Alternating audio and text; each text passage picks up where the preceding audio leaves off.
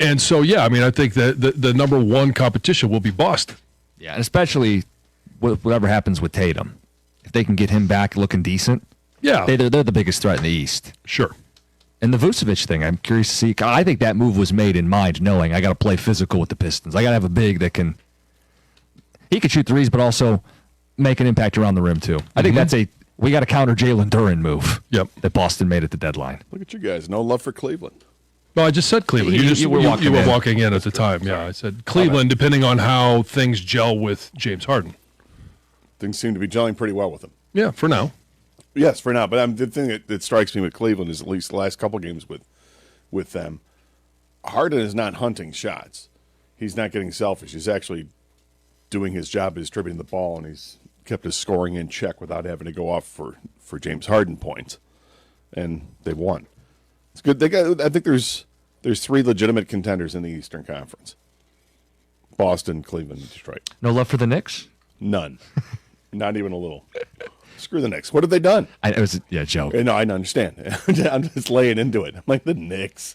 What have the Knicks done? Nothing. Well, they came into Detroit last year and won the series. Yeah, that was a year ago. I know. Things are very different right now. That's exactly my response when we had the, Okay, good. Good on you for 2025. yeah. That's 2026, baby. They have to be looking at the Pistons as a nightmare scenario in the playoffs. Oh, they have got to be just hating themselves. They don't want to face this. They don't want any of this. Carson Anderson coming up next. It's 97.1. 101.1 WGRY Grayling, a division of Blarney Stone Broadcasting, with 97.1 Detroit Sports Radio Network, powered by Gardner White Furniture in Gaylord. Same owners, same location, all new attitude. Up North Sports Radio. Good morning, Northern Michigan. Welcome to Friday Face-Off here on Up North Sports Radio 101.1 WGRY. Jerry Coyne live in studio with Rich Calkins. Of course, we are brought to you by TVCAirport.com. And Rich, one of the most impressive performances by not just a Detroit Piston, but maybe a Detroit athlete in quite some time. Cade Cunningham, what was 42, 10, and 8 yesterday. Right. I've got a lot of words for it. But, right. Yeah, to lead the undermanned Pistons into Madison Square Garden and just putting it on the Knicks is absolutely great for Piston fans, because Cade knew he needed to do more with no Jalen Duren, with no Isaiah Stewart because of the suspensions. And so Cade just took over, dominated, got that outside shot, had the Yahtzee, had 5 threes in the game. So he absolutely did it all, man. And that one drive off, they split the defense and went in with his offhand and threw it down, was just kind of an exclamation point on what the Pistons are all about. Well, yeah, I mean, he didn't do it on his own. There's, Paul Reed, B-Ball Paul. B-Ball Paul, man. 17 rebounds and 11 points. And Tobias Harris chipped in with his usual contributions. Dan, everybody plays their role. They do. Paul Reed's role changes particularly dramatically. There's games he won't play, and then there's games he'll start and be a huge contributor when we've got problems with Duren or Stewart. Cade started out he missed his first 4 shots. Mm-hmm. But as I mentioned to you before the show started, and we talked about this a couple of times, if Cade Cunningham's outside jumper is working, he's the best player in the league, because he can score going to the hoop anyway. He had 2 guys chasing him all over the place. Didn't matter. Didn't matter. No, he can finish at the rim with the best of them, because he's a tough matchup for a guard. Brunson can't guard him one-on-one. He's just so much bigger than he is. And like you said, that outside shot's going, man, it's just unstoppable. And they were talking about it on the broadcast last night on They Prime. didn't want to talk about They it. didn't. They were kind of just reluctant, Yep. and then but he just kept burying big bucket and another, and then he'd put a different move on the next time down the floor and play tough defense, and then all of a sudden they got talking about it, and they're like, you have to consider him as an MVP candidate for sure. The Brunson hates playing against the Pistons. I mean, he got it going from the late third quarter. He is an excellent offensive player. He is, but he has trouble with Thompson. Thompson can keep up with him, foot speed wise, and he's just so much bigger than him. Frustrated the hell out of Jalen Brunson in the first half.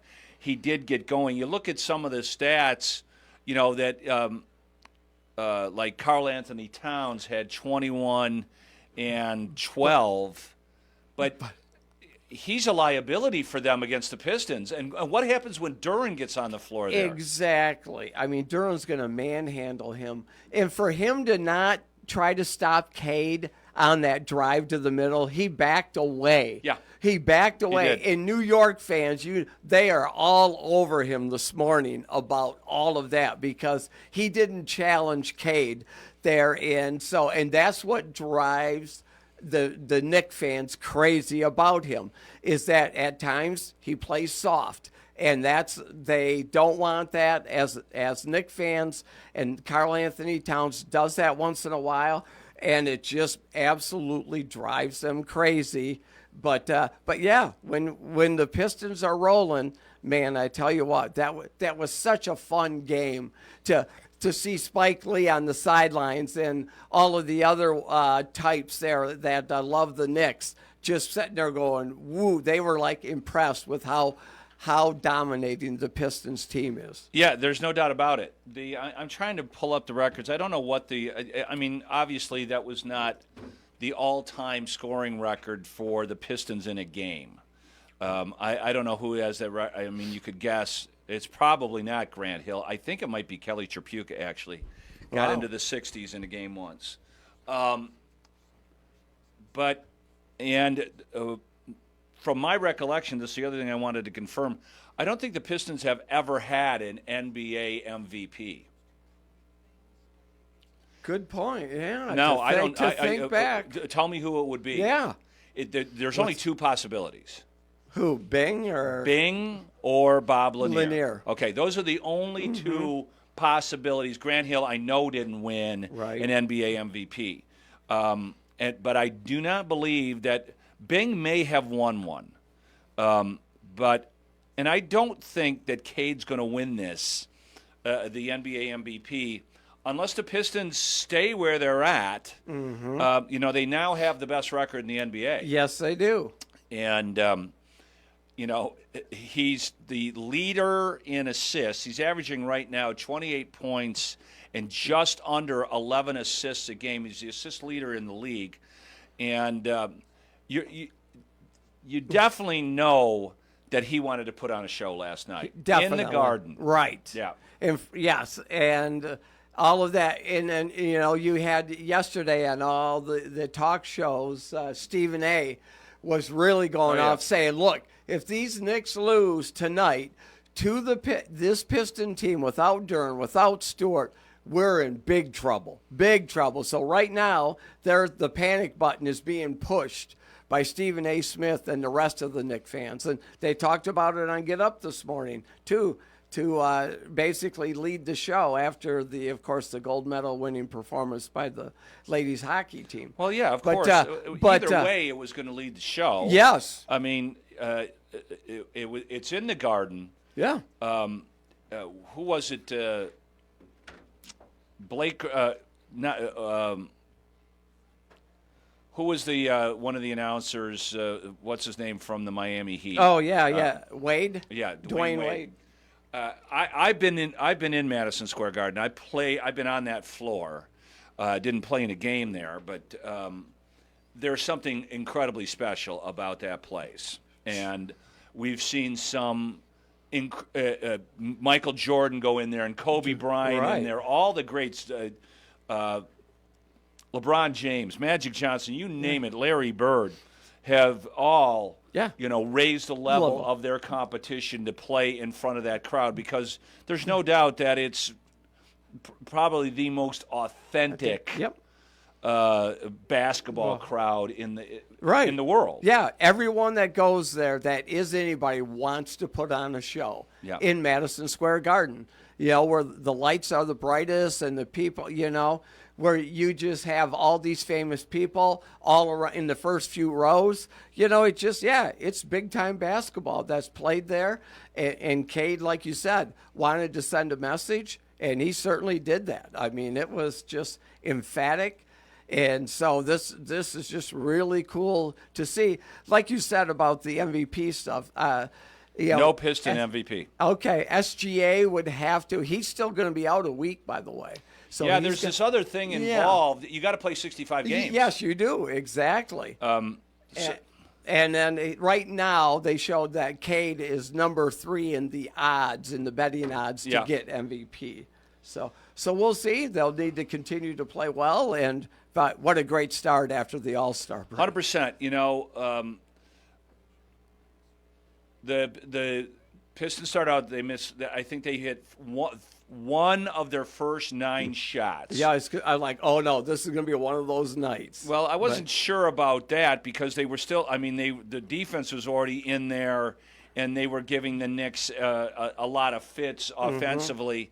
So and then there's part of it in the back of your mind that you're going, well, they probably should lose this game. The Knicks really need it. We're missing Duren, we're missing Stewart, but J.B. Bickerstaff, God knows what he said to them. I didn't see his post-game comments or whatever. I did not either. But I'm sure he kept drilling into them.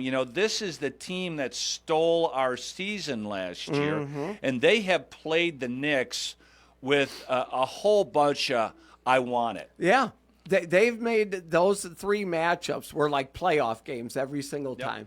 You know what I mean? That's the way, the intensity in which they've played with defensively. Are you concerned at all about the way because the Pistons have played tough defense, one of the best defensive teams in the league this year. Yeah. Are they, they've played almost every game like it's not quite a playoff well, game. Well, they play defense. Their defensive intensity is real. Is real. Is real. And yes, I know your question. Yes, I am concerned that everybody else, because everyone else isn't playing that way right yeah. now. And then, but do you think New York misses Thibodeau right now and how he emphasized defense? I'm not worried about the Knicks. You remember when we had George Blaha on, and he said the Knicks aren't the same team without Thibodeau. But there's also some decent residue about that. He's using way more of his bench, Brown is, than Thibodeau. Yeah. Thibodeau went 7. Yes. You did not. The other guys didn't see the light of day. I mean, everybody for the Knicks played in that game. Guys I'd never even heard of. Yeah. That guy they just picked up with the the Knicks colored hair. Jose Alvarado. They're talking about he's going to be in the Knicks Hall of Fame. I'm like, who the hell are you talking about? I thought he was a pitcher for the Marlins. I mean, I'm not that.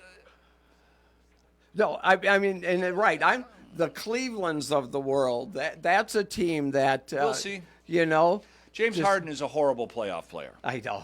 They got. I'm just saying that's that's the truth. Maybe he'll turn it around.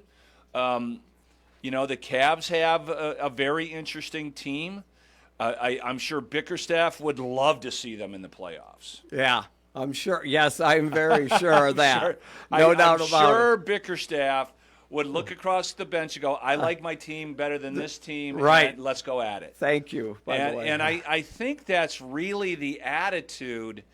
It's almost like a Bobby Knight kind of attitude. Like, I like my guys. Yeah. Okay? You can go ahead and bring your superstars in here, right. Whatever else.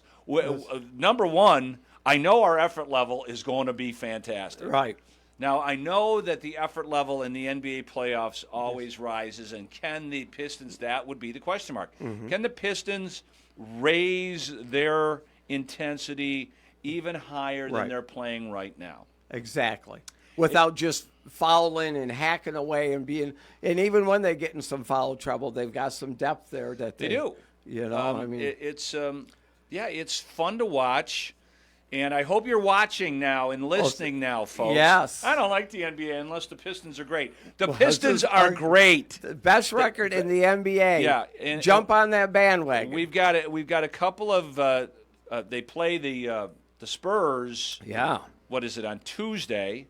And they've got 2 games with the Spurs and 2 games with the Thunder coming up before the end of the season, and that is going to be must-see TV. Yeah. Yeah, those are big-time matchups. Going to be a lot of fun, and see a lot of the young, the Victor Wembanyama's and all of that. Who? The young, yeah, exactly. Can't spell it, but he's also a very unique player. Even though Cade, I don't even know if you'd say Cade to the rescue. He was feeling it. After he made, like I said, started out 0 for 4. Yep. And but he knew that he was going to have Right. a good offensive game, so he just kept. And you know what it's like. Once that first one goes in, then you start feeling it a little bit, and then that confidence continues to grow. And Yeah, they got the Bulls tomorrow. yeah. Then the Spurs on Monday, and the Thunder on Wednesday, and How's that? those are both at LCA. Wow. Yeah, and then they turn around and play both those teams kind of in the same situation. Oh no, they already played the Spurs once. They got the Thunder in Oklahoma on March 30th. So. And then they got the Timberwolves.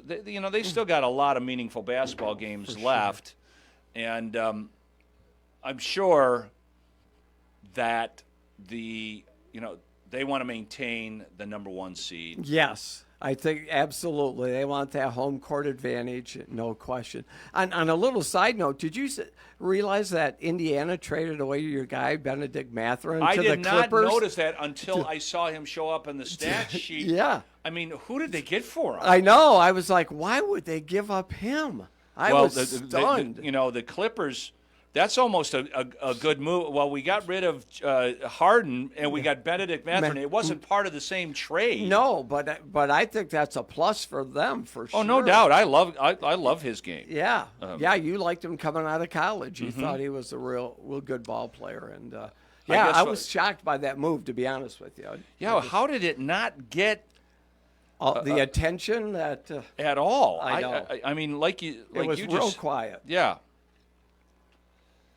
I didn't know he was Canadian. I did not know that as well. I'm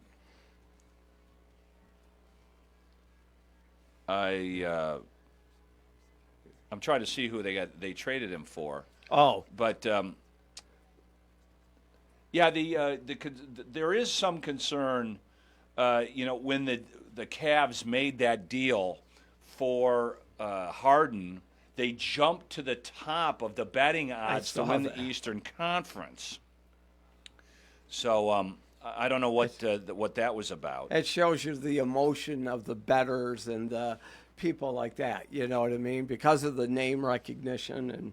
Okay, so on February 5th, they traded Mathurin, Isaiah Jackson, 2 first-round picks, and 1 second pick for Zubac. Oh yeah. Yeah, and Kobe Brown. Wow, I mean, Okay. 2 first-round picks. Zubac's a good player. Zubac's a good player. Yeah, I don't know if but- he's worth. I know, pi- but I mean, yeah. 2 first-round picks. I mean, he's a solid good player. He's Big Zoo. But Mathurin, I guess the one knock on Mathurin is he's been hurt a little bit throughout his career, and he's not a consistent offensive weapon. Mm-hmm. He brings great defensive intensity. yeah. He gets his nose in it, plays hard. Yep. He kind of reminds you of Russell Westbrook in the fact that he's going to play super hard. Yep. he doesn't dominate the game like Westbrook in his prime, that's for sure. Right. But he's that kind of player. Yeah. Yeah. Yep, I know what you mean. But it would be great, if you could count on him for 20 a night. Every night, yeah. You can't do that. The inconsistent offensive performance, yeah. I mean, the Pistons have a lot of players like Benedict Mathurin. Yeah. Like Holland played last night. He didn't even score. Right. And Sir Thompson's offensive game is spotty, to say the least. Mm-hmm. And misses some real easy shots, down low and things that you're just like, oh man. You know who played good in the second half? I was a little disappointed how it was. The Michigan kid. Duncan Robinson. No. Oh yeah. The guard. His name was just in my head, and Karis LeVert. LeVert, yes. He played really good in the second half. He did. Yeah. Yes, he did, and He that made was some nice to important shots. see. He played really good defense. Yeah. It was good to see him get into it. Yes, I totally agree. Yeah, and it was kind of telling that what's his name, the guy that they traded for the Bulls, Herter, didn't get in the game at all. Out of the rotation right now, as we speak. Yeah. So, that is very interesting for sure. He's going to have to work his way back. Yeah, especially since Robinson, didn't shoot the ball very well last night either. Right. So, the Pistons still have some things to figure out. They've got a lot of time to do it. They've got a pretty good cushion in the Eastern Conference. That they do. So stay tuned, folks, because right now, Rich, and we can talk about this a little bit with Gordon Miller later on in the show, Miller Lending. When's the last time you had all four of the Detroit teams really good? I know. Really, got you wondering, what are we going to do here? I know. And how cool is that? It's got me right thinking, now? did the Pistons and the Wings both win national championships in the same year? It may have happened. Right. But when is the last time that the Detroit professional teams had more than one champion in the same season? And we got a great basketball team in the state of Michigan too, number one. I mean, that's What are you talking about? Yeah, University of Michigan. Who? Yeah, I know. Okay. I know. But no, I mean that's. Thanks for it's stealing so the next cool. segment.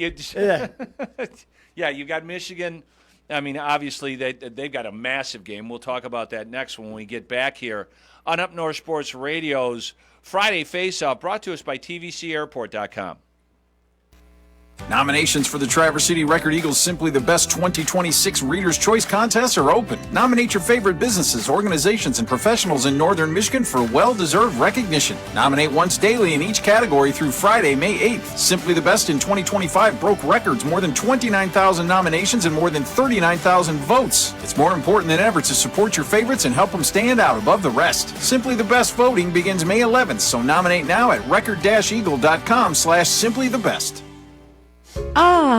Discover that I filed feeling that only your neighborhood tax experts at H&R Block can provide, with guaranteed 100% accuracy and your max refund or your money back. Walk in or make an appointment at 620 South Morenci Avenue in Mayo, or call 989-826-6521 to get your taxes squared away at H&R Block. That's 989-826-6521. All tax situations are different. Not everyone gets a refund. Limitations apply. See hrblock.com/guarantees. The snow is flying and the chill is in the air. Find a new winter hobby that'll have you breathing in all that fresh air in Bel Air. Super Sundays at Shush Mountain are the day for slope junkies. Not only do you get a lift ticket and rental equipment, but you can also take advantage of a large group lesson with stations covering the core basics of skiing and snowboarding for just $60. It's the ultimate package. Come join in on all the fun on Shush Mountain at Shanty Creek Resort, shantycreek.com. Watch the TC West Titans streaming live at upnorthsportsradio.com. Brought to you in part by NXD Tactical Laser Tag in Traverse City. Take your event to the ultimate level of fun. NXD Tactical Laser Tag on Facebook. upnorthsportsradio.com. TVC's travel tip of the day. Ready for a change of scenery? Now's the perfect time to book your ticket to the sun. Seats are filling fast, so don't wait. Book your winter and spring getaway today. Explore all your flight options at tvcairport.com. Your Gardner White Furniture Store on M33 in Gaylord is powering up WGRY, your FM home of the Pistons, the Wings, the Tigers, and U of M Sports, plus 97.1 Detroit Sports Radio Network. This is Up North Sports Radio. All right, welcome back to Friday Face-Off here on Up North Sports Radio. It's time for Destination NHL, but this might be morphing into Destination NBA, Kevin. Yeah, we're still on our little break, but we got future planning, as I always say. Oh, yeah. Advanced booking's the way to go. But when you're looking at what's going on with the Pistons here, coming up last minute for the Bulls tomorrow, 6:17 or 6:19, and for American to get to Chicago. I would say maybe wait a little bit and go to someplace fun and warm. See Orlando and see the Magic. That's 306, so that's a lot better to go check them out. So that's what I would plan for. But if you're getting ready for those Red Wings coming back to play, really it's I would start looking at March and the New Jersey Devils. That's 279. Okay. So, I think that's a good one. March 10th, you can take the Allegiant trip to Fort Lauderdale to see them play the Panthers. Right. 124 round trip. That's the deal, folks. People should be just jumping on and buying that right now. I have a sneaking suspicion, Lucas Raymond played some unbelievable hockey in the Olympics. Dylan Larkin's been great. I think you're going to see a very exciting and rejuvenated Red Wings team when we get back from the Olympic break. Oh, absolutely. Absolutely. And then you've got, following up here as we get closer to that spring break, you see they play Tampa 420. And then coming out of that, I tell everybody, it's that last week of the season that is the best. Uh-huh. Tampa's 245. Yep. And then Florida Panthers 102. So you've got some awesome fares that are just coming up here for our great teams. And, let's not forget about there is a little spring training baseball going on. Yeah, I heard about that. And so if you want to get down to go see, some good different teams, we play the Yankees, 401 round trip and get into Tampa St. Pete here. That leaves on the 22nd, returns on the 26th. And then a little bit later, you have 386 going into Orlando Sanford and returning on the 27th. So you got two choices there that are within about $15 of each other and going and see those Tigers playing down in Lakeland. I tell you, folks, if you've never been to Lakeland for a spring training game, you got to do it. Absolutely. You will never forget it. I swear to you on your life, it is so different than going to Comerica Park. You can't even believe it. By the way, Kev, the first spring training game right here on the radio at 1 o'clock tomorrow against the Yankees. Go Tigers. All right, Kevin Klein, about all those fares, where do you go to find out about them? You can go to tvcairport.com. Thank you, sir. Go Tigers, go Wings, go Pistons. Go Detroit. All right, Rich. Kevin McGonigal's starting tomorrow at shortstop. Saw that. Yeah. I saw that. Lots of, there's a lot of excitement, obviously, around the Detroit Tigers. I mean, that's what we mentioned this a little bit in the last segment about when is the last time all four teams, it doesn't matter, pick your cocktail. There's something to look forward to, immensely look forward to with the Tigers, with the Pistons, with the Red Wings. The Lions, we're back to the underwear Olympics. Yes, Rich's favorite. Starting next week, baby. But, the Lions are a fair topic of conversation. There's no doubt. I mean, but it's more about what do they need to do to fix themselves to get back into, where they were 2 years ago. And that's fine, but I'd rather talk about the teams that are, the here and now. Yeah, performing. Yes. Yeah.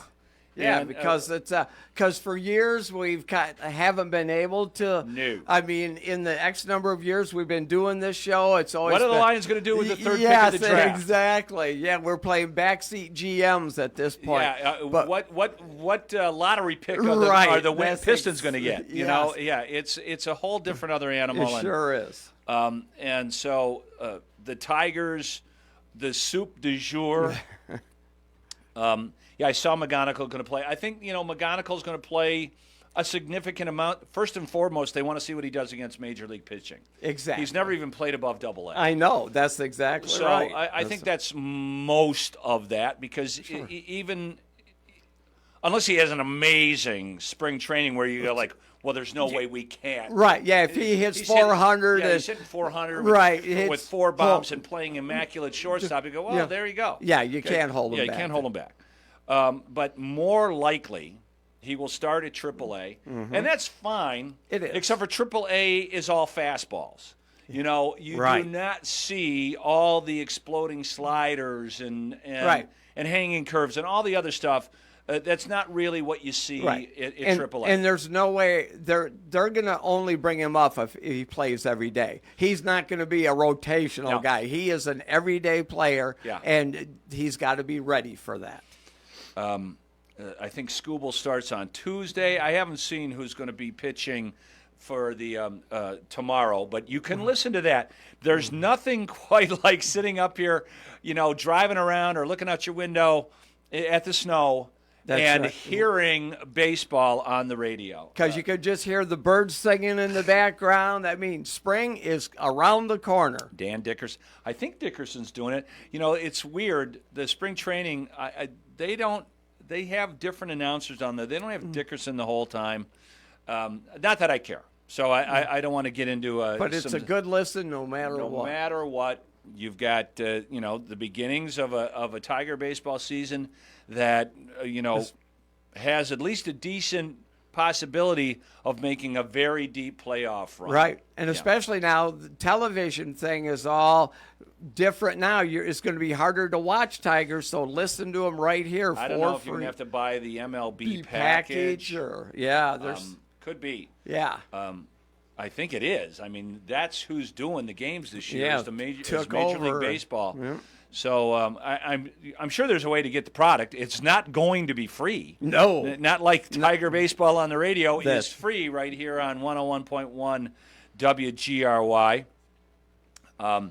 It's really funny.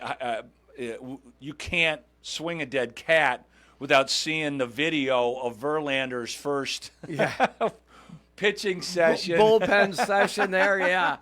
They were just how old is this guy? All over it, man. They were just, they covered that a lot. Why wouldn't you? Like we said, it's going to be a long time. We've got, 40 days of spring training before we get to, March 26th. Is opening day out in San Diego. So we're trying to pace ourselves getting up to that excitement level. We will do our traditional live broadcast at the Silver Dollar for the Tigers opener. We're looking forward to that. But a lot of stories are going to be followed closely out of Lakeland, and that's great. It is, it's just so cool. The minutia that some of these guys come up with, like A.J. Hinch and Jake Rogers don't like calling pitches from the dugout. Well, there's a story. Yeah, I do. Yeah, they're really digging to the bottom of the barrel for some of this stuff, trying to find angles of things. That it is interesting. Yeah. All right, when we return, we'll talk about some team that Rich referenced, Michigan. Yeah, Michigan. Okay, they have one of the larger college basketball games I can think of in a regular season in quite some time. Of course, that you'll be able to hear right here on Up North Sports Radio. Back after these on Friday Face-Off, brought to us by TVCAirport.com.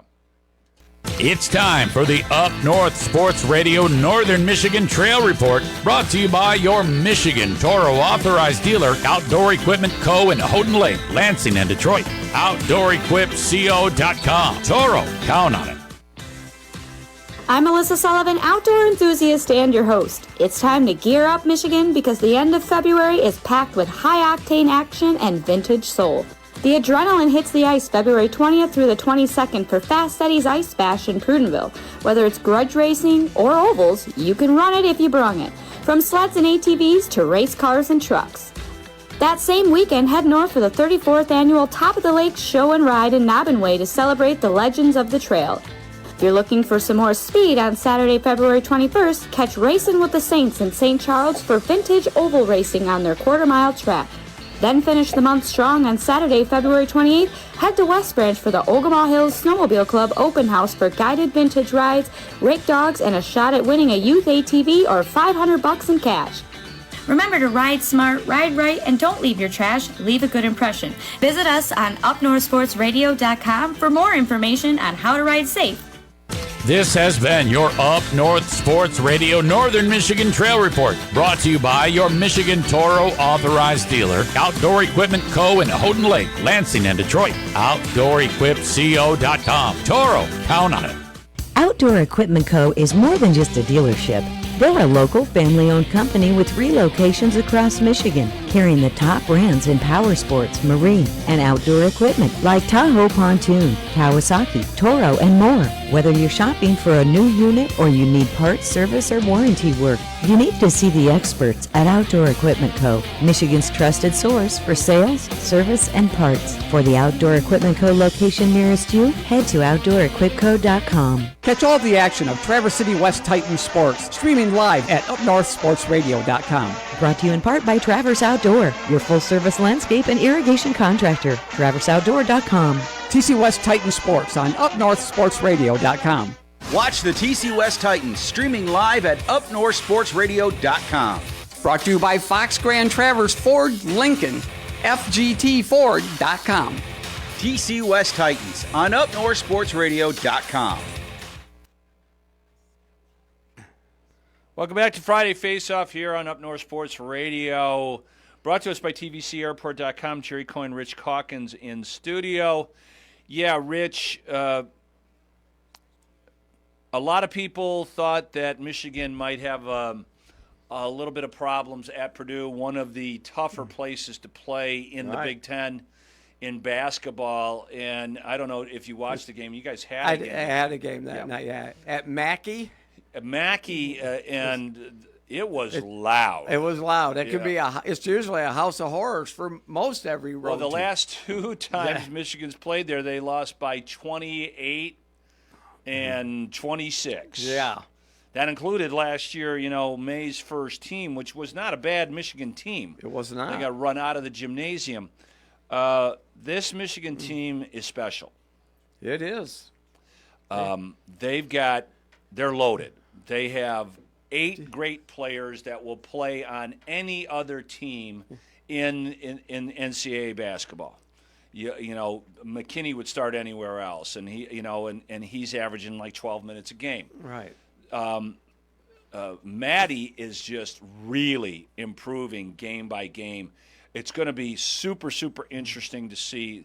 I don't know how this all came about, that Michigan is playing Duke near the middle of the end of the Big Ten season. Squeezed right in there, isn't it? In Washington, D.C. Yeah, that's a fascinating 6:30 tip-off, I think. Well, I mean, but it's great. Oh yeah, it's certainly got a lot of people talking about it.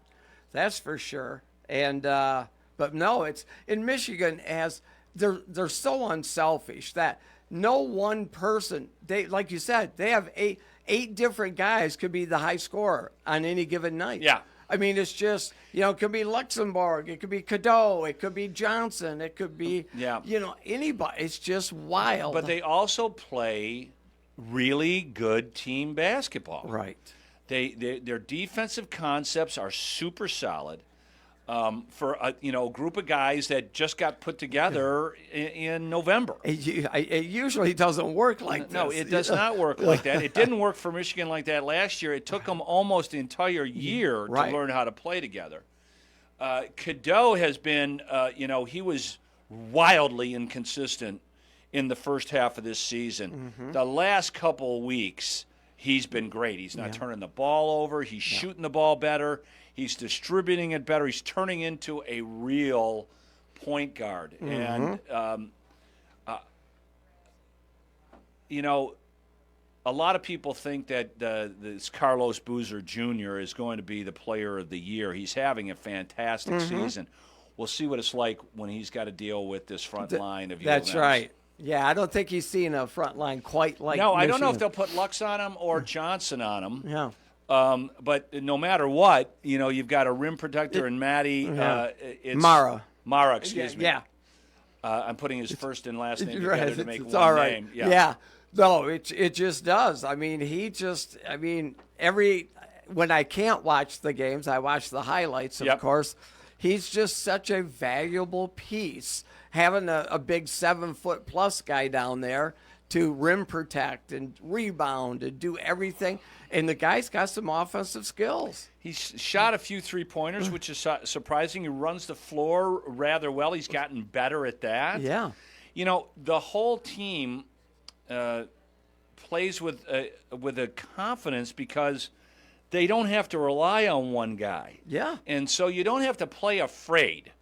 And if I make a mistake. Yeah. Who's the other team going to double? Or who? Because, again, they can get it from any 5 on the floor at any given time. So it's like that's the defensive nightmare because you can't really concentrate on one person. Yeah, it's Duke is extremely well coached. They are.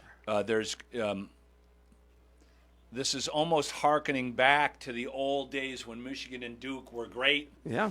And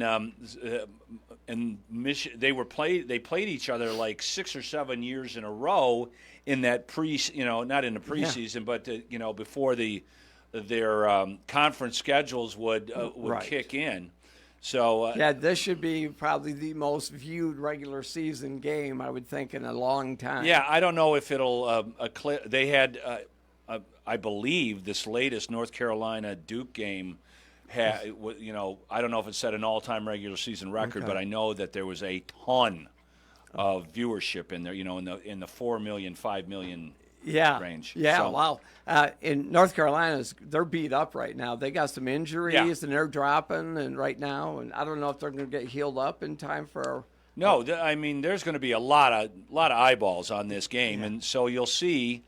How much if Boozer takes his next step like Cunningham did. Okay, I'm going to prove to everybody that I'm the player of the year. Yeah, he goes off for 35 and 12 against Michigan, and Duke pulls out the game. He's probably going to win player of the year. Right. Yeah, but he could also, be held in check. Yeah, and. The problem or the part of the matchup is, Duke's got a pretty strong front court. Their guard play has been more than a little suspect. So it'll be – they're going to come to play. Yeah. 24-2. Michigan, of course, the only loss against Wisconsin, 25-1. And at neutral site. I don't know what the deal with D.C. is, but, of course, D.C. is, there's a lot of good basketball been played there for many years. It's not part of a showcase. I mean, that's the only game standing there. I don't – it might be a part of an ESPN coaches versus cancer kind of thing. Could be, yeah. Or what is known in the business as a cash grab. Right, exactly. Let me reach into your pocket. But you know what? It'll give us, as sports junkies, something really fascinating to watch on Saturday without professional football and the like. So, and the Pistons, actually, you know what? I shouldn't say that. The Michigan game will not be on the radio because that game starts at 6:30. The Pistons game is going to be on at 7:30 against the Bulls. Right. So I didn't want to screw it. There's one gal who sends us an email every time the Michigan game isn't on. Oh, is that right? Every time. Yeah. She's like, how come the game's not on? Well, we got the Pistons. Well, I don't care. You're supposed to. You say you have Michigan on.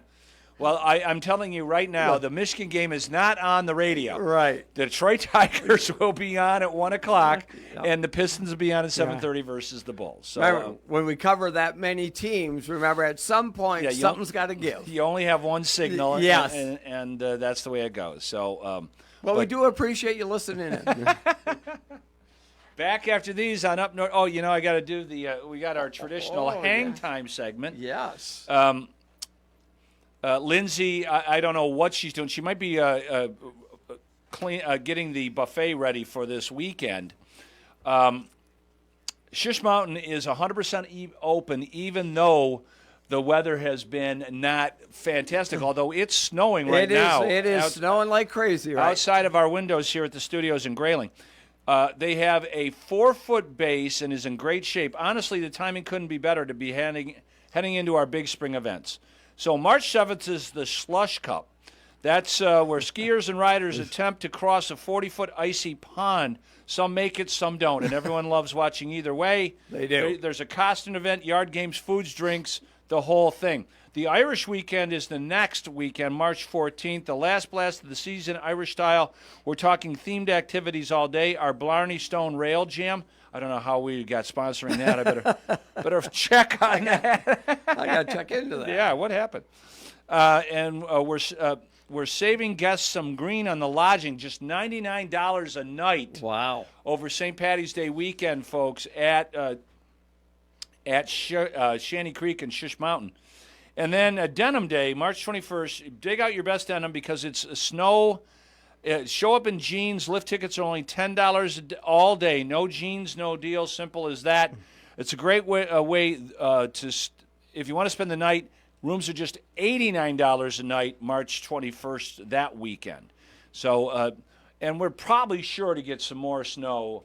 I know we will. Right. Between now and the end of March. Guaranteed. Some of our biggest snowstorms have been kind of in that March and all of that. So, and then the sun's been popping out lately, and man, those skiers know when it's sunny out and you can ski, they love that, being on the hill in that sunshine. All right, we will endeavor to connect with Gordon Miller here when we return on Up North Sports Radio's Friday Face-Up, brought to us by TVCAirport.com. Brr, it's downright frigid out there. No kidding. But I've got just the thing to warm you up. Shanty Creek is serving up something hot. Really? Like what? This winter at Shanty Creek Resort, book a minimum 2-night stay at the Lakeview Hotel and receive half-off lift tickets. No blackout dates, and the hotel has stunning views of northern Michigan's winter wonderland. This stay and ski package is perfect for any winter getaway. Half off ski and amazing winter views? I'm sold. The perfect ski hamlet for the whole family. Get cozy at Shanty Creek Resort, shantycreek.com. Nominations for the Traverse City Record Eagles Simply the Best 2026 Reader's Choice Contest are open. Nominate your favorite businesses, organizations, and professionals in northern Michigan for well-deserved recognition. Nominate once daily in each category through Friday, May 8th. Simply the Best in 2025 broke records, more than 29,000 nominations and more than 39,000 votes. It's more important than ever to support your favorites and help them stand out above the rest. Simply the Best voting begins May 11th, so nominate now at record-eagle.com/simplythebest. The President's Day sale going on now at your Gaylor Gardner White Furniture has tremendous doorbuster deals, plus an extra 30% off furniture and 60% off mattresses. Get the financial flexibility you need to update your home now with an in-store credit card or many different 0% interest plans. Redecorate now and pay over time. Visit your friendly Gaylor Gardner White Furniture store for all the details. On M32 in Gaylord. Same owners, same location, all new attitude. TVC's travel tip of the day.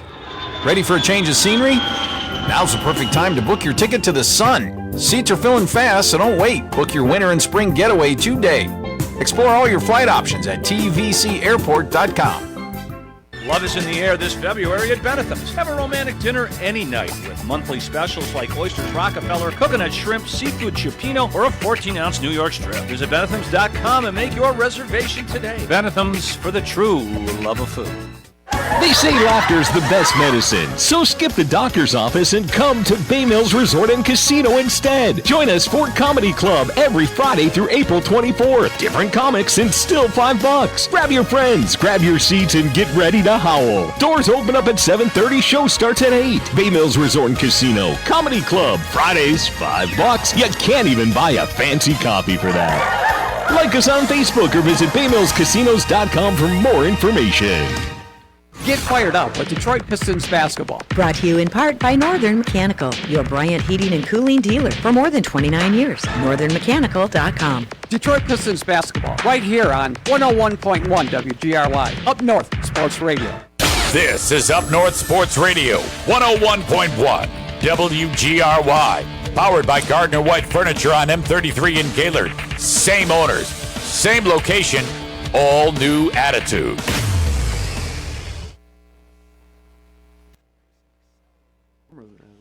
Welcome back to Friday Face-Off here on Up North Sports Radio. Gordon Miller obviously playing golf, although he's. It looks like he's trying to text me right now, so maybe we will connect with Gordo here in a minute. Rich, we don't talk about the Spartans that much. They've on the basketball side later than usual. What are you talking about? But right, but. That was a big win that they had against UCLA. How about Mick Cronin throwing his own player off the floor? That was that was an interesting. You don't see that every day. No, you do not. You do not. And then soon after that, he kind of went after a reporter and asked him a question about how the his zone was kind of chanting something, basically about former player at Sparty, and of course Mick gave an excellent response there. And but no, you do not. He thought his player made a dirty play, and so he was going to have none of that, and he made sure that he exited the court immediately down into the locker room. Yeah, well, we have found Mr. Miller. What are you between the 7th and 8th hole? No, I was actually intently watching how the Supreme Court just overruled the tariffs. So it's been an interesting morning politically. Oh. Okay, well, this is not a political show, so you can save whatever commentary you want. We were discussing Mick Cronin. That was pretty political. You know, it's the first time, I think, in recorded history that a college coach threw his own player off the floor. You know, he had an interesting career at Cincinnati, so why not? You know, just keep things interesting. But you know, the thing I'm looking forward to, honestly, is the other school in the Big Ten who will be traveling to D.C. tomorrow. Yeah.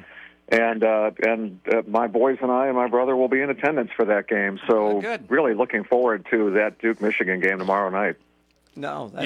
We just spent a little time talking about that, and I agree. It's a treat for us to get a primetime game on a Saturday that is meaningful before the tournament. You've got basically a top 4 round robin going on tomorrow. Yeah. Because it's 1 against 3 and 2 against 4. So, you know, talk about a great day for college basketball, and it's already been a great season for college basketball. So, I can't even imagine how that game even plays out tomorrow. I understand you guys already broke it down, but we didn't. You know, well, then let me do that a little bit. You know, as a Duke season ticket holder and a Michigan fan, I've watched both teams intently, and I just think it's going to come down to 3-point shooting. And if it does come down to 3-point shooting, then you've got to go advantage Michigan here. But you know, both teams have so much talent and so much depth. It's like a McDonald's All-American game.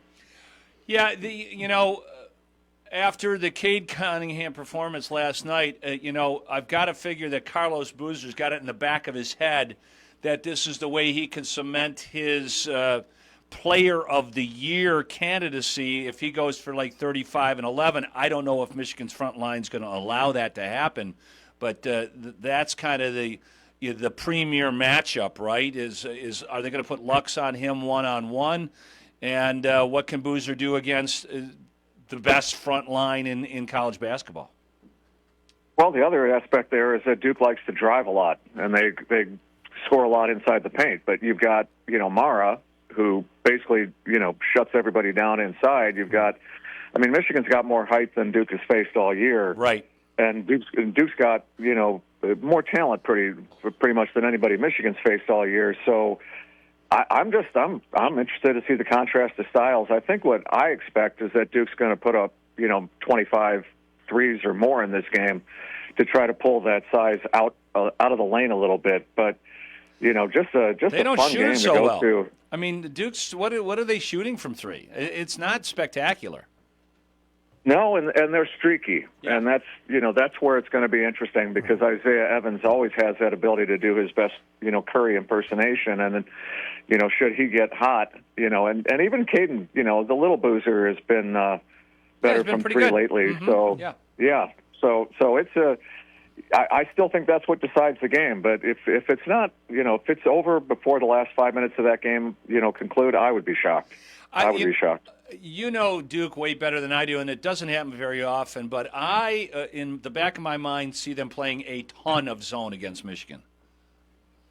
The one thing I've been telling folks around here and talking to is about the fact that I think the offensive rebounding for Duke is going to be less than it has been because they're going to have to get back. Yeah. And if they watched, the way that Penn State played them, at Penn State, if you can get back and turn this into a 20-second shot clock game, advantage Duke at that point. But man, Michigan is like watching the Lakers in Showtime. It's really fun to watch that team play. 100%. We didn't get a chance to talk about this at all, Rich, but unbelievable hockey game between the U.S. and Canadian women. I wonder if Keith Gave has come off of cloud nine yet. A game that didn't look so good for the U.S. I mean, they had dominated all Olympics, putting the puck in the back of the net and just, not giving up one goal. Well, they beat this team 5-0. 5-0 early on. Yeah, in the second game out. Down 1-0 until about 2 minutes to go, and they pulled the goalie to get the goal. Hillary Knight gets the goal. Get to the front of the net, baby. Get to the front of the net. And then a Michigander. Yes. Yeah. The overtime rules are the thing that is interesting to me. Can you imagine the NHL going to a 10-minute overtime, 3-on-3? I'd love to see that. Well, I really would. that's- I hate the shootout aspect of the game. I would really love to just see a longer overtime. But in the playoffs, they don't go to a shootout. So no, I just mean as part of hockey. Yeah, even the regular season, because the shootouts are not a way to end or create. Who wins the division based on shootout victories. It just when that first came about, the thing that I saw Detroit lack in was that they didn't have shootout experts. It was almost like you had to go ahead and create people that were just good on, at that skill only initially. And it's just to go into round 7, 8, 9, 12 of a shootout and watch half the guys miss the net. It's not quite as exciting as watching more 3-on-3 hockey, which, to pull the goalie with 2.5 to go, that hardly ever works. And you're thinking Canada's just going to end it, and then to tie it. And the thing about the agony of defeat was all that I could think of was Jim McKay was in my head. Yeah. Because I saw the thrill of victory for, the U.S. women, but you knew, the torture, just pure torture of being under 3 minutes. It reminded me of like Detroit and Pittsburgh Stanley Cup, and you're waiting for Game 7 for the victory, and you're watching the clock, and you're looking at Tim Cheveldae, and you're bracing yourself, and it's like, well, this clock just gets to zero, and what a crushing defeat for our 51st state. It was really sad to watch. Well, I mean, look at the same thing, the opposite end of the spectrum in the Sweden-U.S. game. Yes. Sweden pulls the goalie, gets the tying, and then the panic. The Canadians were lucky to win their overtime shootout to get in, and then anything can happen 3-on-3. Yeah, and look how well Dylan Larkin played. Oh, what about Lucas Raymond? 9 points. But I mean Larkin with that poke check in the defensive end. Yeah. He wins the face-off. On the one end, goes to the middle in front of the net, gets the tip in. I mean, he's on both ends of the ice. Dylan Larkin is playing great. But everything is up for. I wouldn't give the U.S. much of an advantage playing Slovakia today. I mean, anything can happen in these these one-off games. That's what makes them so intensely enjoyable. You know, the other thing that you noticed from that game, and I was talking to a buddy of mine again, just when Larkin was in front of the net on the deflection, and the first thing I said was, you do realize if this was an NHL game, he would have been cross-checked to the ice 10 times already. Right. That the one thing about international hockey is because it's not quite as physical, that you see the pure skill of someone like Dylan Larkin as opposed to the guy that needs protection because they're going after his back every single time. I got to call BS on that. Yeah. Did you watch the women's the U.S.? That game was more physical than any men's game so far. You know, in that Canadian-U.S. women's Canada to see game, a fight. Oh yeah, I mean, I mean, they were hauling people down and everything else. I was surprised that he called that penalty with 5 minutes left to go. Yeah. And then it should have actually been a 5-minute major, but you couldn't call that with 6.5 minutes left to go in the game. I mean, the game's over then. So kudos for the gal. Although you know, that might have been the advantage for Canada. They scored every goal they had that game was shorthanded. Yeah. No. All one. I just love the women's game when it looks like that. You know. Yeah.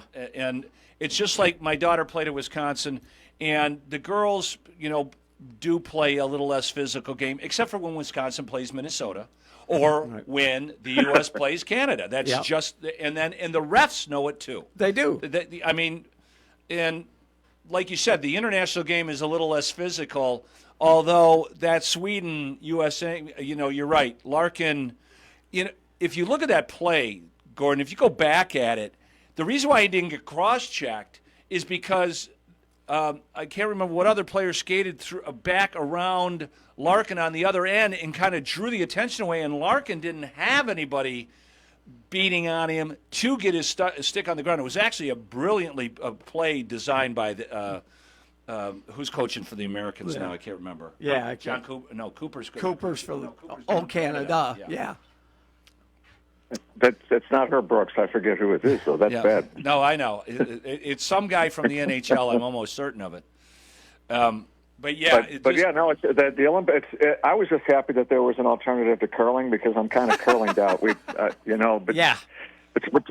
that and snowboarding, I'm trying to find something more enjoyable to watch these days, and that's the Pistons-Knicks game was amazing. So I already rewatched it. That was fun. Yeah, no, you know, a coming of age. We talked about this. I don't know if you were in studio when I said if Cade Cunningham can reliably knock down his outside jumper, he's the best player in the league. That's what that looked like last night. Oh, no doubt. They were talking about MVP during the game, Stan Van Gundy. I mean, it was beautiful to watch because you knew the Knicks had to come into that game thinking they've blown us out. They don't have Duren or Stewart. This is our chance to go ahead and put it out. They jump out, you know, just like it was kind of, you know, just like watching the other day when Purdue was up 5-0. The crowd gets all excited. Here we go. We're going to go ahead and lay the wood on them, and then boom, within 5 minutes they're down and never took the lead again. It was looking like last year's OKC. I think you could see a little bit of comparison where Detroit's been, you know, overlooked all year long. The Knicks are supposedly the favorite to come out of the East, and Detroit's just blown them out 3 straight times. So it may be time for Detroit to get some love regarding that Eastern Conference final. Well, you got to give him some love. I mean, you know, B-Ball Paul, just whatever you need him to do, whenever you need him to do it, he does. And he's got playoff experience now. He played really well last year in that Knicks series. You know, this is a team. Obviously, Cade was the show last night, but they don't win that game without Tobias Harris and Paul Reed and some of the other contributions. Dennis Jenkins, I don't know, he played like Sugar Ray Richardson for the first half of that game. I don't know if they drug tested him. But you know, and then he has a number of really big plays in the second. I mean, it's a fascinating team to watch. And as Rich and I said, we're going to let you go here in a minute, though. I think Bickerstaff is getting to a point, Gordon, where he's like, yeah, we'll just play you. I like my guys. We'll go out on the floor and we'll let let them decide it. Come on. Well, and they've developed their style, so they're going to play hard. They're going to foul you. They're going to send you to the line. Big deal. But man, to watch Karl Anthony Towns just kind of turn into Olay. I'm thinking of the right word, right? Yeah. But to see the way he hated that physical contact and just turned into nothing but a guy raising his arms every single time and complaining when he'd get blocked or anything went that wrong. Was a fantastic block by Reed. His reputation. That left-handed block on Towns in the first half was unbelievable. But it's a funny thing, and like I said, we do have to let you go. As a guy who took a ton of charges in high school and college, it was one of my specialties. You don't see it very much anymore in the league. You just don't. Tell me when the last time you saw somebody take a charge that wasn't called blocking. Mm-hmm. There was a couple play. The reason why they didn't call the one is because Brunson had half of his foot in the inside circle. the circle there, and Townsend would have taken a charge there because if he'd stepped in, he would have been in the circle, and unless he makes a perfectly clean block, it's a foul. So I'm not taking some of the onus off of that, but let's put it this way: Stewart or Duran would have taken the foul, regardless. Yes. The one thing that I think, if you were to talk about posterizing with a dunk that would have capsulized that game, would have been the picture of Cade going up for the left-handed dunk. Yeah, I love and that. And Towns never made an effort to get in front of him. No. Never. Yeah, that's why. Yeah, he stopped, split the defense, goes to the offhand and the flush. You don't see that very often. No. A right-hand dominant guard. Yeah. With the left-handed flush. Now it helps he's 6'9", but. But Towns wanted no piece of that. No, he backed away. He didn't go to do it. He let him go. 100%. He just let him go. They are. He's feeling the wrath from the Knicks fan today because of that one play. Oh, I bet he's soft now. His whole career he's been labeling soft now. Going forward, that's it. It's over for him. Gordo, so that goes a long way toward helping us in the East too. That's a good statement win for sure. Gordo, enjoy the game. Which show? What is it? Cap Center. Yeah, whatever name they have for it now. Yeah, the duel in the district at the where the Caps and what are they now? Still the Wizards this week? All right, I should make sure you make a poster board. 101 WGRY Up North Sports Radio. Brought to you by Miller Lending. I'm sitting in the end zone there behind the basket. I'll think of something, maybe green neon or flashing rainbow wig or something. Yeah, I like that. Be the new Rainbow Warrior guy with the big fuzzy wig. Or Gordon 3.16, and people can look that up in the Bible. Yeah, right, exactly. And you see no-cost loans when you look it up. I'm going to make this all happen. All right, there you go. You can steal my idea. All right. Take care. Thanks, Gordon. Bye-bye. See you guys. All right. Always the entertaining Gordon Miller. Is he always entertaining? Yeah. I might have to call BS on that. He's usually always talkative. Yes, usually maybe the entertainment level sometimes varies, but always talkative. Never afraid to share his opinion, good, bad, indifferent. No, he's got a good one most of the time. Yeah. So, we're getting a hold of James Cook as the regular season for the boys basketball season in high school is winding down. It's over for a lot of teams. The Sarah Automotive High School Sportscape show. Yeah, we will talk. Hold on, James. Recap the Northern Michigan Showcase real quick. Get to some matchups. All right, there you go. As I said, Sarah Automotive in Gaylord and Kalkaska. Bringing us the high school Sportscape show, James Cook from the Record Eagle joining us. James, good to see you at the showcase. But before we talk about that, and there's a lot to talk about, were you as surprised as Rich and I were about how easily West handled Ludington? Were you at that game? I was not at that game, but we had a photographer there, and I was asking him about it. And he said that West made it look pretty easy, and I was pretty surprised about that.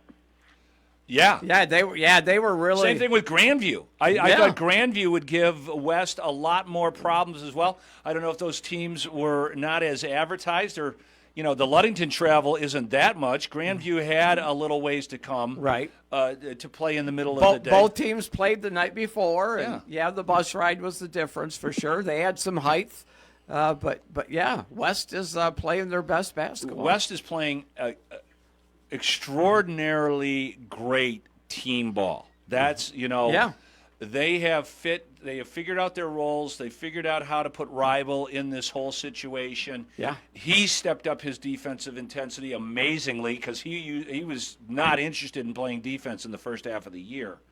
But it's too bad that they're going to run into some team, like East Lansing or somebody. Or the Rockford or the East Kentwood. It's going to come to a crashing halt. But this is a really good basketball team. It is. Yeah, they're playing really well. They've got, they'll have to get by, probably Marquette in the district final again. So that's not an easy task. But then you're looking at, probably running into somebody in regionals that's going to be pretty good. Although there's a pretty decent chance that in regionals they could run into Cadillac, even if Cadillac wins that district, because their districts funnel into the same regional semifinal.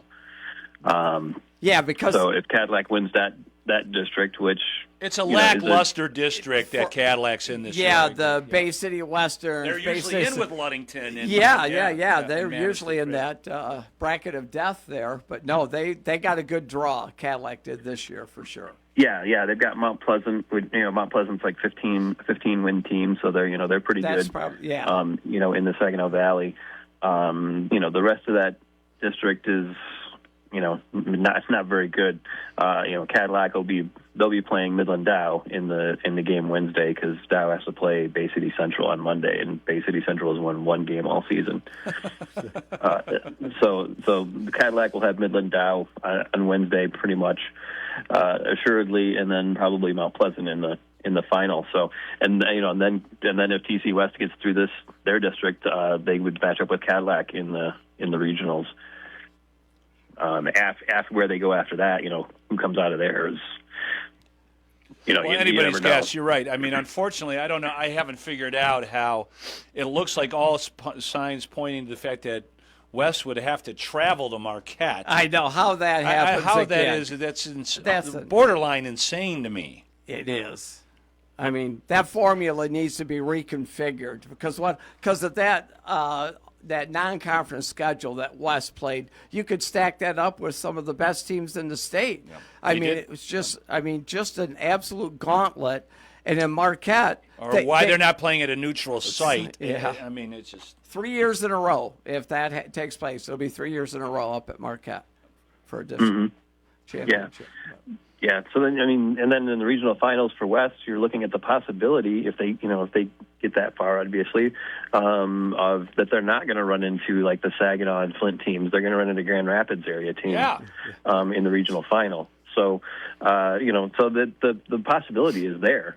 Normally when TC West has a good team, they get to the regional final or regional semifinals, and they run into a Flint or Saginaw team, and now it's it's going to be somebody like East Kentwood or Grand Haven, Byron Center. Yeah, you'd rather have a Flint or Saginaw team this year because it's the Grand Rapids area is a bigger hotbed this year than it is. It's loaded with teams. Yeah, for sure. Yeah, James. What are there many games tonight at all? I know most of the teams wanted to finish their regular season last night if they had a game, but are there many games tonight at all? There's a decent number of games. The game that I'm going to be going to, and the game that may be most interesting around here, is Traverse City Christian against Leland. It's probably a game that you know who's going to win. And the TC Christian is 21-0, but if they win, they'll become the first team in the area and our coverage area to go undefeated during the regular season in what I think is about 25 years. Oh, wow. From what I've gathered, the last team to do it was the 2001 Suttons Bay team. Wow. Was the last team to go undefeated during the regular season. So part of that is just because a lot of the teams around here started using their non-conference games to go downstate and play tough teams and get better rather than try to go 20-0. So it just never really happened too much. And Traverse City Christian did the same thing. I mean, they went and played a pretty good schedule, but they've got they got Leland tonight. Who's Leland's an under 500 team, so they should win that game and then have a little bit of history, and it'll be the first time that Traverse City Christians ever accomplished that as well in basketball. Well, it doesn't happen very often. Yeah, so there's not a whole lot of games other than that. TC Central has a non-conference game with St. John's on the road. St. Francis is hosting McBain, who beat Glen Lake last night in that matchup of two of the better. Of course. Probably, I would say, two of the three best big men in Northern Michigan. There's a handful of other games going around too, and the West girls host Sault Ste. Marie as well, and TC St. Francis goes to Boyne City for girls. Yeah, hey, James, just reflecting back to the showcase real quick, taking a look at the Plamondon kid from Glen Lake there. He obviously hurt his knee there, and he looks like he's playing at about 60% right now.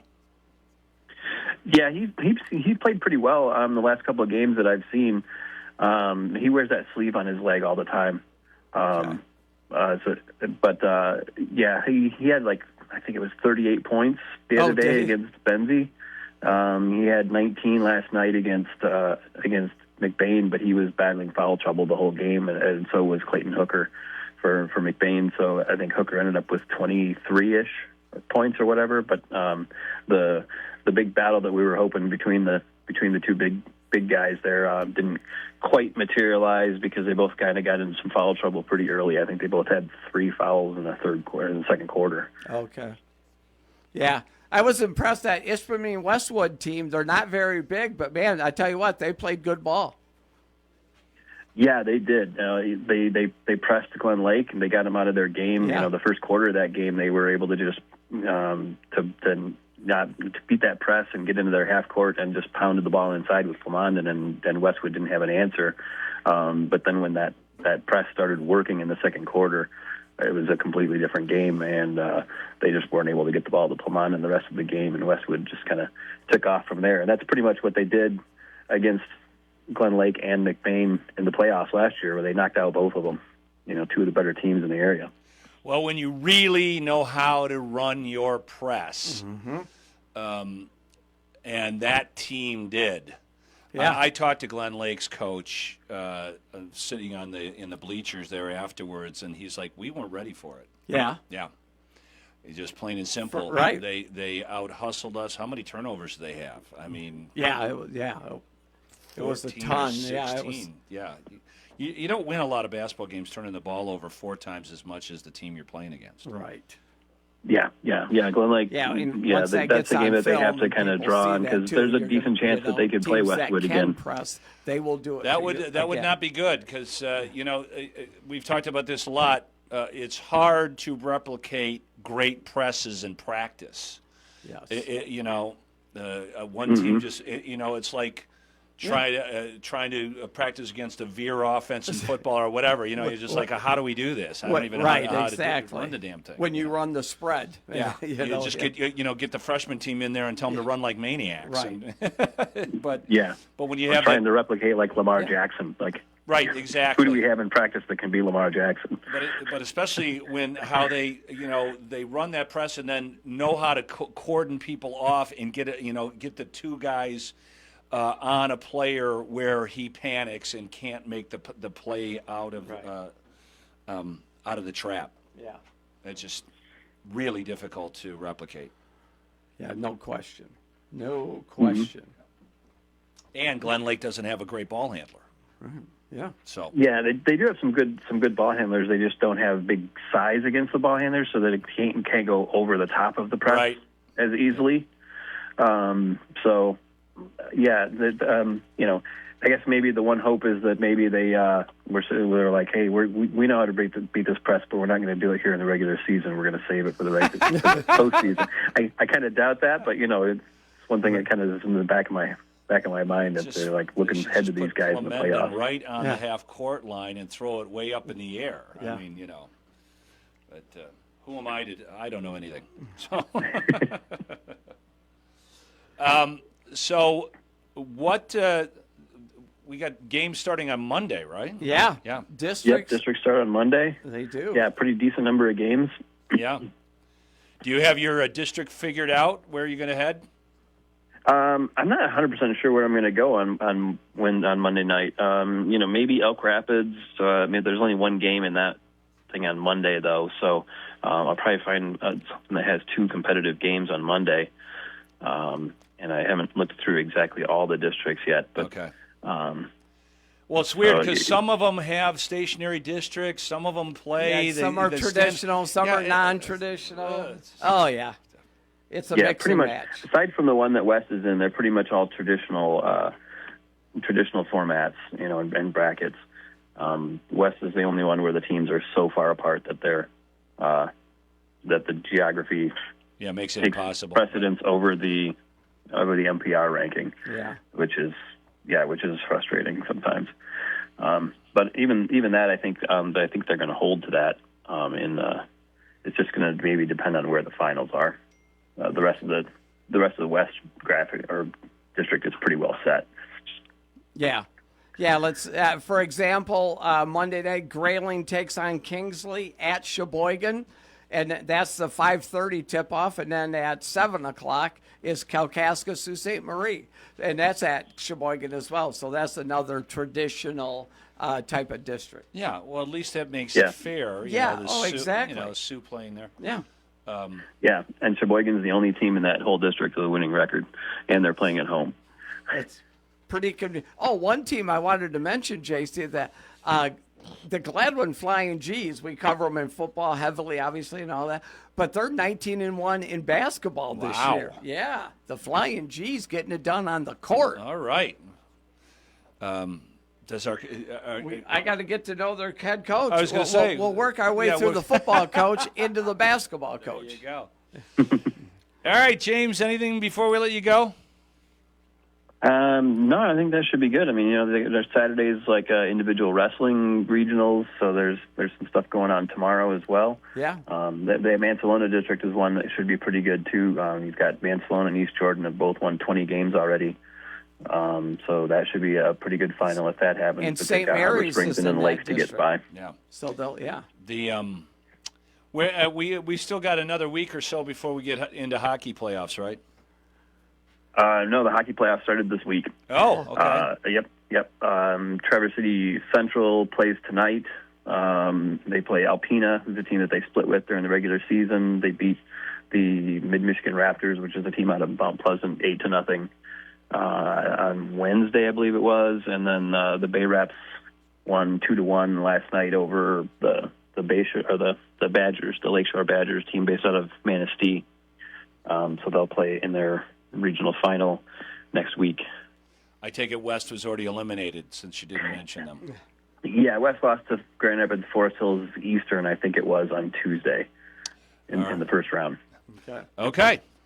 James Cook from the Traverse City Record Eagle. Thanks, of course, for always joining us here on the Sarah Automotive High School Sportscape Show. And no problem. Thank you. All right. See you, James. Yep, Rich and I will be back in here tomorrow morning. I don't know what the hell we're going to talk about. I guess we'll just talk to coaches about their upcoming matchups. Yes, exactly.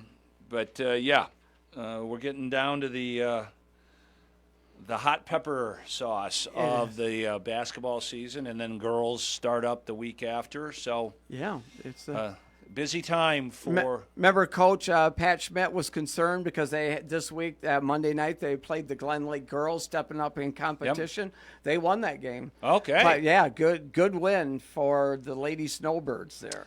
Good stuff. Thanks again to Sarah Ford in Gaylord and Kalkaska for putting this opportunity for to get the latest and greatest information out on the High School Sportscape Show. We'll head back over to 97.1 The Ticket here on Up North Sports Radio.